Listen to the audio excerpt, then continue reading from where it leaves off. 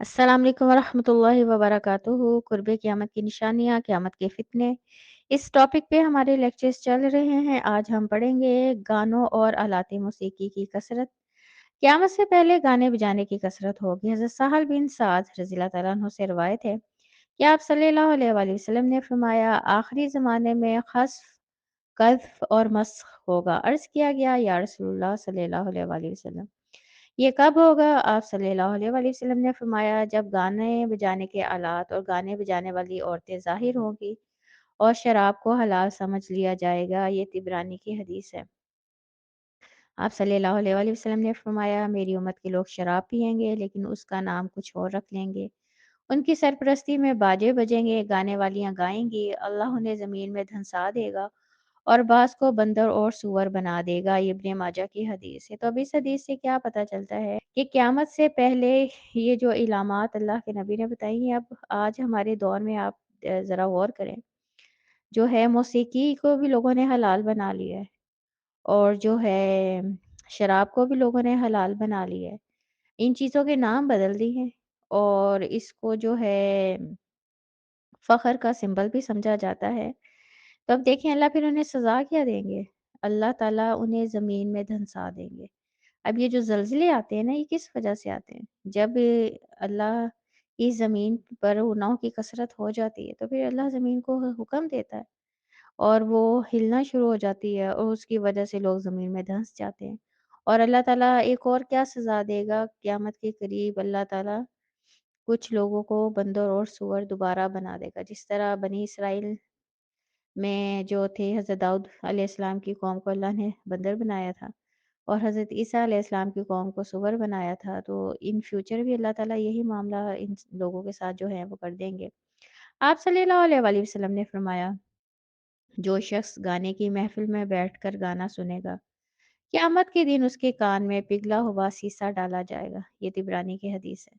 आप सल्लल्लाहु अलैहि वसल्लम ने फरमाया, मेरी उम्मत के कुछ लोग ज़ना, रेशम, शराब और मौसीकी को हलाल कर लेंगे। ये बुखारी की हदीस है और आज वाक़ई मर्द रेशम जो है पहनना शुरू हो गए हैं।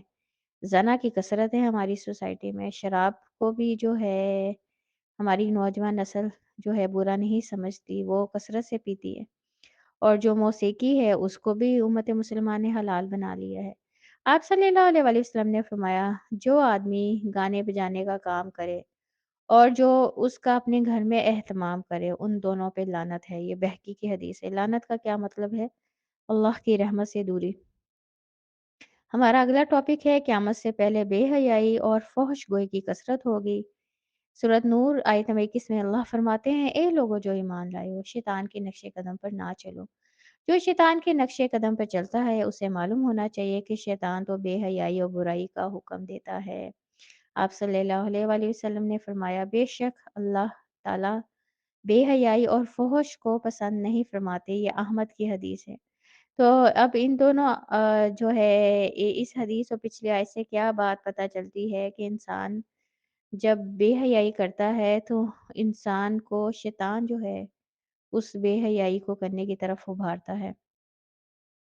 और जो है अल्लाह ताला ना ही बेहयाई को पसंद करते हैं और ना फ़ोहश को पसंद करते हैं। अगर हमने बात भी करनी है तो ज़ुबान से जो भी अल्फ़ाज़ अदा करने हैं, ये हमें गौर करना चाहिए कि क्या वो अल्फ़ाज़ अल्लाह को पसंद हैं। कसरत ज़ना और शराब का फ़ितना। ए लोगो जो ईमान लाए हो, शराब, जुआ, आस्ताने और पान से फालगिरी, ये सब गंदे शैतानी काम हैं। इनसे बचो कि तुम फलाह पा सको। ये सूरत माइदा आयत नंबर 90। तो अब कौन फलाह पा सकता है जो इन गुनाहों से खुद को बचाए? अब अल्लाह ने क्या कहा इस आयत में कि जो लोग ईमान लाए, किस पे इंसान ईमान लाता है? अल्लाह उसके रसूल सल्लल्लाहु अलैहि वसल्लम पर। तो उसे फिर क्या चाहिए? वो शराब से बचे, वो जुए से बचे, वो फालगिरी से बचे, क्योंकि ये सारे काम अल्लाह ने क्या कहा है, ये शैतानी काम है। तो अल्लाह ताला हम सबको इन गुनाहों से बचने की तौफ़ीक दे, आमीन। क़यामत से पहले शराब और ज़ना आम हो जाएगा। हज़रत अनस बिन मालिक रज़ियल्लाहु तआला अन्हु कहते हैं, आप सल्लल्लाहु अलैहि वसल्लम ने फरमाया, इल्म दीन का उठ जाना, जहालत का आम होना, शराब पिया जाना और खुल्लम खुल्ला ज़ना होना क़यामत की निशानियों में से है। ये मुस्लिम की हदीस है। आज हमारे यहाँ निकाह मुश्किल हमने बना दिया है, मुख्तलिफ़ रस्में खुद साख्ता बनाकर। اور جو ہے زنا آج ہماری سوسائٹی میں جو ہے بڑا آسان ہے کرنا، لوگوں تک ایکسیس بہت آسان ہے۔ اب نکاح کی جو کرنا ہے ہم نے وہ اگر سادگی سے کریں گے تو بہت سے لوگوں کا بھلا ہوگا۔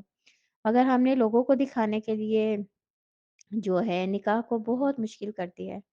اب ایک شادی عام نارمل سی کرنی ہو تو لڑکے لڑکی لڑکا اور لڑکی دونوں فیملیز کی طرف سے 70-80 لاکھ کہیں بھی نہیں گیا۔ اب ہر بندہ تو اتنے پیسے نہیں افورڈ کر سکتا نا۔ جتنا ہم نکاح کو آسان کریں گے اتنا ہی ہماری سوسائٹی سے زنا جو ہے وہ ختم ہو جائے گا۔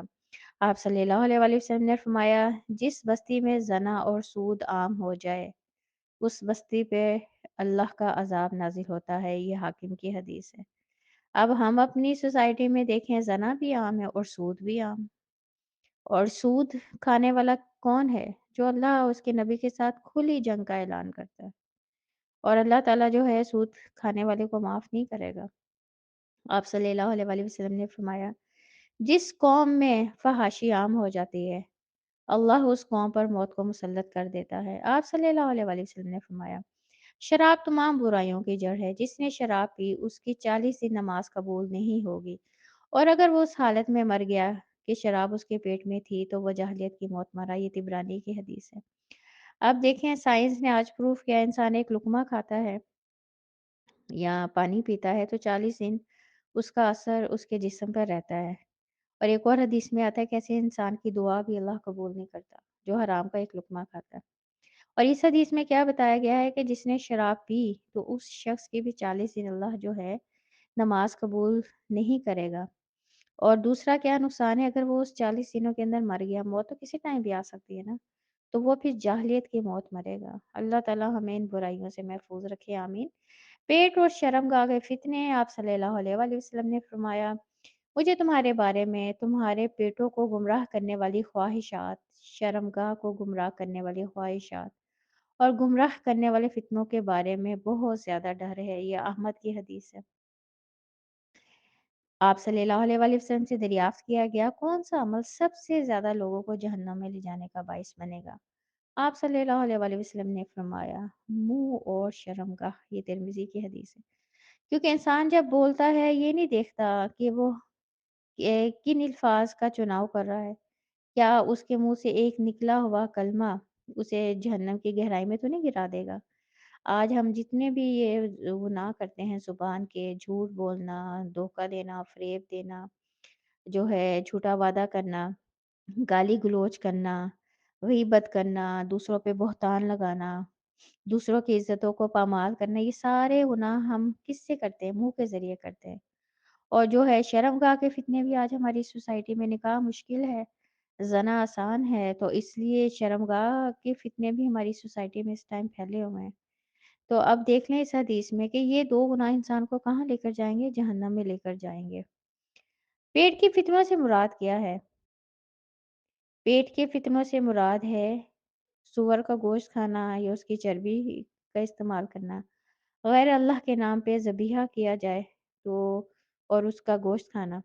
اور حرام کمائی سے کیا مراد ہے؟ رشوت، سود، دوسروں کا حق مار لینا، کسی کی زمین پہ ناجائز قبضہ کر لینا، کسی کو مالی طور پہ نقصان پہنچانا۔